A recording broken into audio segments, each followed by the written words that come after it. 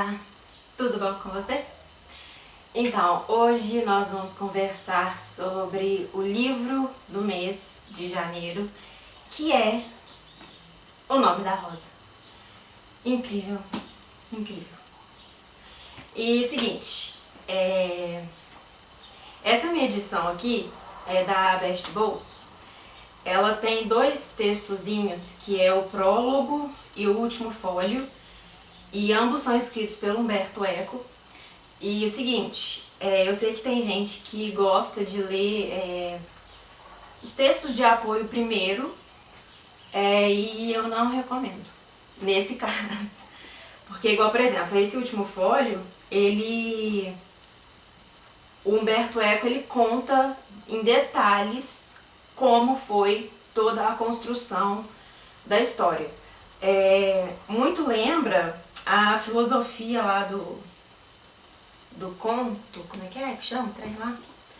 Do Poe, que ele fez sobre o corvo, a filosofia da composição, que ele publicou logo em seguida que ele publicou o corvo, né?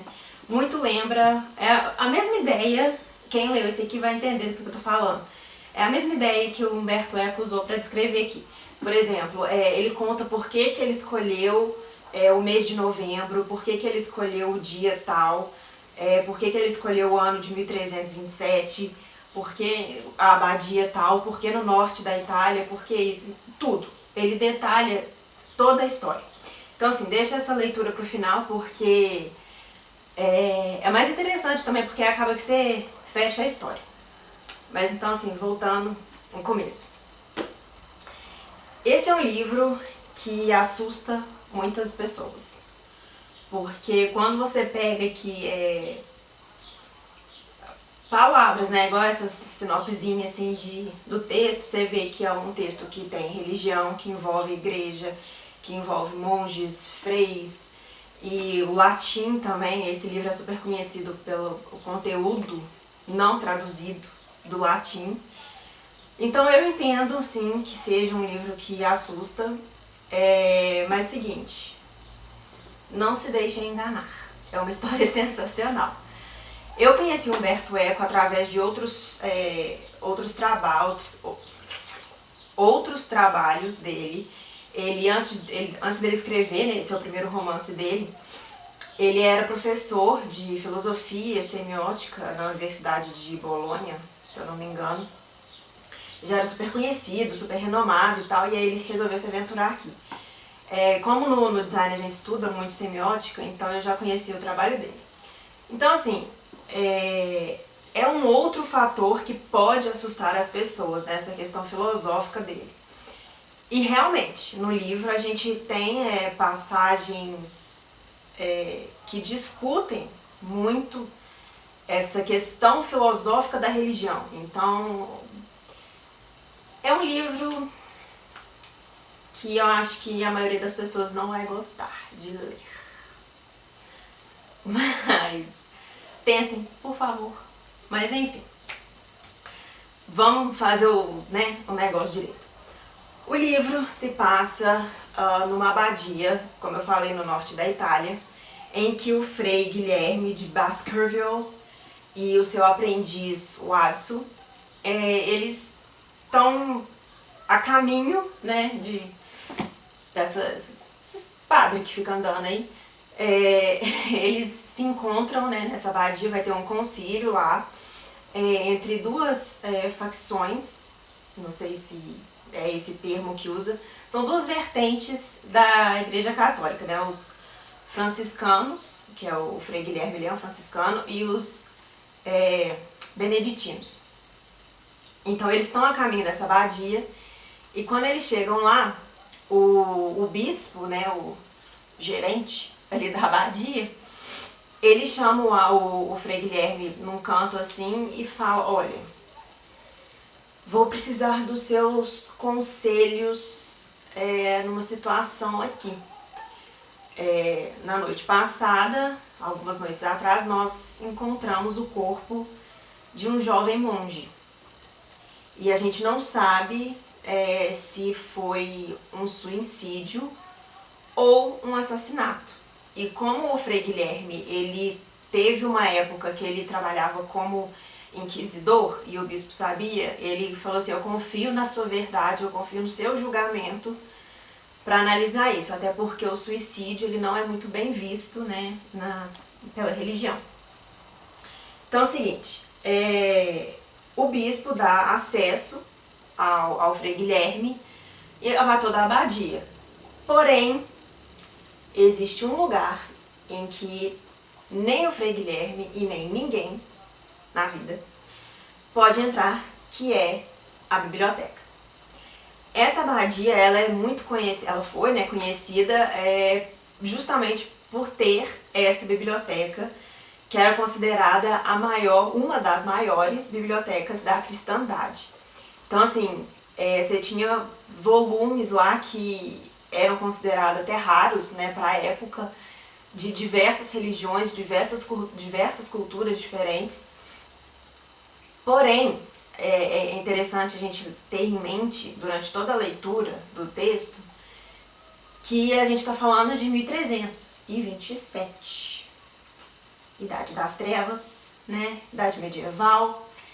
Então, assim, nós temos uma igreja que rege através do medo / poder. Afinal, se você não teme a Deus, o que você vai fazer, né?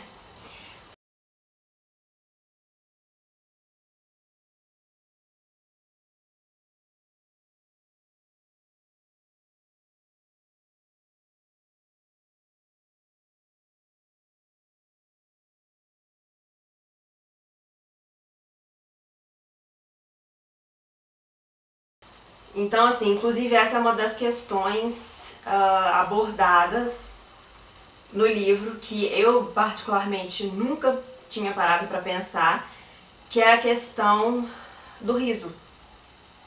Sério, nós temos capítulos inteiros dedicados a monges que acreditavam que Deus, que Cristo, né, Jesus Cristo riu, e monges que acreditavam que Jesus Cristo não riu. Então, assim, confesso que eu nunca parei para pensar numa coisa dessa. Mas é uma discussão muito séria, porque tem um monge que ele é já mais idoso, que ele fala, a partir do momento que você ri, você não tem medo. E se você não tem medo, você, né, como que você vai ficar aí diante da religião? Que é aquela coisa que eu falei, né, medo / poder. Então, assim, por trás dessas questões filosóficas, nós temos uma história de detetive nua e crua.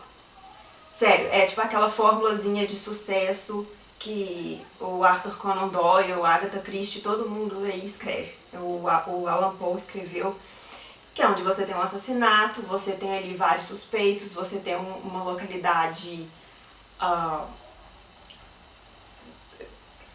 tipo assim, meio diferente, né? Um local assim meio excêntrico para acontecer e um elemento também que muitos autores usam, que é tipo assim, quando as mortes se assemelham a uma profecia, sabe, ou a alguma coisa pré-escrita já, né? Então muitos autores utilizam disso e é uma fórmula que vende. A gente sabe disso, eu, por exemplo, compro todos. E é uma coisa que Umberto Eco vai falar nesse último folho dele aqui, que é, para além das questões filosóficas, é uma história de detetive nua e crua, como eu falei. É a formulazinha de sucesso. Então, assim, eu acho que é um livro que agrada leitores mais... como falar? Leitores, assim, que se dedicam mais ao livro e leitores curiosos, né, que vão pegar um livro só pra saber mesmo do que se trata e tal, e acabou, leu, fim, acabou nada. E os leitores, assim, mais comprometidos são aqueles que vão pegar esse livro, vão fazer traduções, vão pegar essas partes do latim e vão traduzir, vão correr atrás das informações históricas que tem aqui, das referências. Por exemplo, ele faz várias referências a várias passagens históricas que realmente aconteceram nessa disputa aí da Igreja Católica contra os franciscanos, que é uma ordem que eles não, não achavam muito que deveria existir, porque os franciscanos, eles negam toda e qualquer riqueza, né? E se a Igreja Católica naquela época fosse negar toda essa riqueza, tem até uma parte aqui no livro que ele fala, né? O que é uma igreja pobre diante do imperador? Questão do poder aí de novo. Ele faz referências eu anotei tudo aqui. Faz referência ao Roger Bacon, Dante Alighieri, eles fazem a menção da bússola, da pólvora.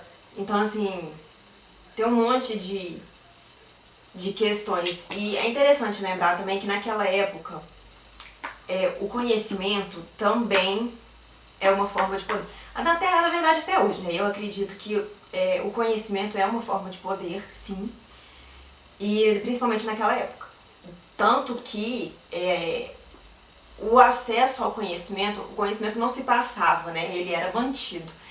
Então, assim, o acesso à biblioteca era só os bibliotecários mesmo e seus assistentes. Ninguém mais entrava nesses lugares, ninguém mais tinha acesso aos livros. Então, assim, existe todo esse mistério, sabe, em volta dessa biblioteca e que ninguém pode entrar, e o Frei Guilherme doido lá querendo entrar e ele pede ajuda ao Adson. E a questão da biblioteca ter sido construída em forma de labirinto. Então, assim, é muito bacana, é muito legal mesmo. É um livro que tem milhares de camadas e, né, uma delas sendo a religião, a outra sendo essa história mesmo de detetive. Então, assim, é uma mistura que eu, sinceramente, não achava que daria certo. Mas o Umberto Eco, ele consegue conciliar muito bacana essa história. E eu tenho uma coisa para confessar. No começo, eu decidi que eu seria uma leitora comprometida e assídua. E eu estava fazendo a tradução, né, de todas as partes, todas as frases em latim. Só que eu percebi que isso ia me tomar um tempo, mais um tempo, que eu não tinha no momento.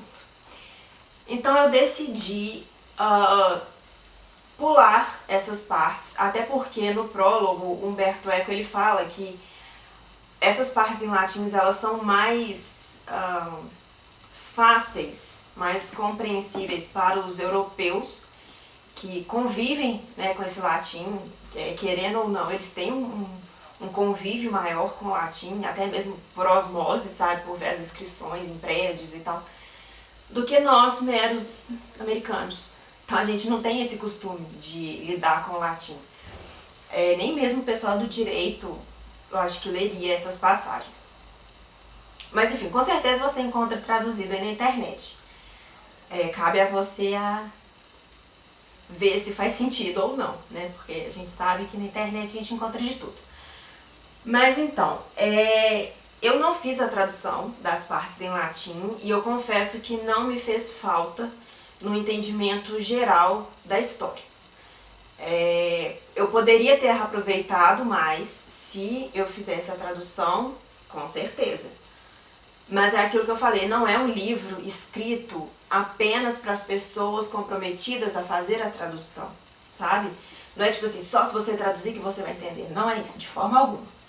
Então, assim, se você, como eu, não tiver a fim de fazer a tradução, é tranquilo. É tranquilo de ler, não vai te atrapalhar, porque é aquilo que eu falei, são milhares de camadas, mas a principal mesmo é a resolução dos assassinatos, né? Porque à medida que vai passando aí os capítulos, outros corpos vão aparecendo e o Frei Guilherme ele está cada vez mais convencido de que todas essas mortes estão relacionadas em algum nível com alguma coisa na biblioteca. Tem algum conteúdo ali, algum livro, algum texto, alguma tradução que fizeram ali nessa biblioteca que as pessoas estão morrendo. Tiveram contato com aquilo e apareceram mortos. Então, assim, essa é a narrativa principal, é o contexto principal. A história ela é narrada pelo próprio Frei Guilherme. tipo assim, anos depois, sabe? Como se ele estivesse escrevendo umas memórias. E aí ele escreve esse acontecimento. O livro se passa em 7 dias e ele é dividido nas horas litúrgicas. Então, assim, nós temos... eu até anotei aqui. Anotei não, me marquei aqui no começo. Vem explicando o que são essas horas, né? Então, tipo assim, matinas, laudes, prima, terça, sexta, noa, vésperas, completas. Então, assim, eles vão, tipo... Eles te falam o que significa isso, até porque, né, jamais saberia. E é aquela coisa, se você não tem o hábito de marcar o livro, que seja grifando ou colocando post-its, igual eu coloco aqui e tal, você vai começar a fazer isso. Além de anotar aqui, eu tenho ainda um caderno em que eu anoto as coisas. E realmente, é aquilo que eu falei, ele tem muitas referências, tem muitas coisas interessantes, porque o Frei Guilherme, ele lembra muito Sherlock Holmes, na verdade. Ele é um cara prático e que, por mais que ele seja assim, um frei, né, um franciscano, ele não acha que a explicação para tudo seja Deus, sabe? Não é tipo assim, ai, fulano morreu, foi porque Deus quis, sabe? Tipo assim, não, foi porque mataram ele, porque ele ficou sabendo de alguma coisa. Entendeu? Ele é prático, ele é uma pessoa prática. Enquanto que o Adson, ele é bem novo, bem inocente, sabe? Ele vem de uma família muito rica. E naquela época, ser padre, monge, bispo, era a melhor coisa que você podia fazer. Então, assim, é muito bacana o diálogo dos dois. Inclusive, lembra muito os... Gente, é impressionante. Lembra muito os diálogos do Sherlock Holmes com o Watson. Watson. Então, assim, tipo, o Frei Guilherme, ele fala assim, tipo, Watson, você tem que pensar com a sua própria cabeça. Eu não vou estar aqui sempre para te explicar as coisas. Então, assim, você tem que começar a enxergar tudo isso. E o Frei Guilherme, ele teve uma educação universitária. Né? Ele frequentou cursos, ele estudou as ciências, né, tipo biologia, química, então ele tem um conhecimento das ervas medicinais, né, de plantas e chás e venenos, essas coisas assim. Então é bem legal de enxergar, tipo assim, um frei na Idade Média que tem esse conhecimento e que ao mesmo tempo é um inquisidor, era, né, um inquisidor, e que, sabe, assim, ele é uma grande figura, né, dentro da Igreja Católica, as pessoas o respeitam muito.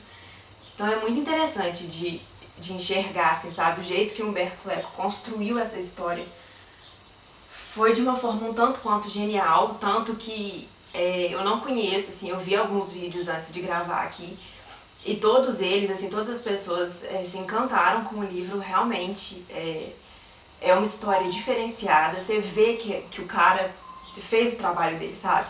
Que ele pesquisou, que ele correu atrás, igual eu falei, tudo é justificado, não tem um ponto nesse livro que não devia estar ali. Então, assim, realmente, eu super recomendo, sabe? Não tenham medo, não se assustem com o latim, com essas referências religiosas e tal. É o tipo de livro que quanto mais você lê, mais você absorve. Então, assim, tudo bem se você deixar passar alguma coisa, né, tipo um detalhe ou outro, e numa próxima leitura você pega esses detalhes. Então, assim, é um livro eterno, sabe? Tipo, é aquele tipo de livro que sempre que você pegar pra ler, ele vai estar recente, por mais que ele fale de 1300. Então, assim, sério, gente, eu recomendo muito, muito mesmo, não deixem de ler esse livro. Não precisa ter medo, não precisa fazer as traduções. E é isso. E na Netflix, ou não Netflix? Tem o filme com o Sean Connery, que também é muito legal, só que, né, claro e óbvio, é uma adaptação, não é tão profundo assim, mas é bem legal também. Eu não consigo enxergar o Frei Guilherme tipo, com outra cara a não ser a do Sean Connery mais. Então, eu falei tanto do livro que a câmera me cortou aqui. Mas o seguinte, nem sei onde que eu coloquei o livro. Perdi. Enfim, leiam o livro, tá? Não se assustem, não se sintam intimidados com o latim nem nada disso. E deixem nos comentários pra mim se vocês tiveram um outro entendimento, sabe? Uma outra interpretação. Tipo assim, se vocês perceberam detalhes que eu não comentei aqui e tal, deixa tudo pra mim nos comentários que aí a gente vai trocando umas ideias, beleza? Até o próximo!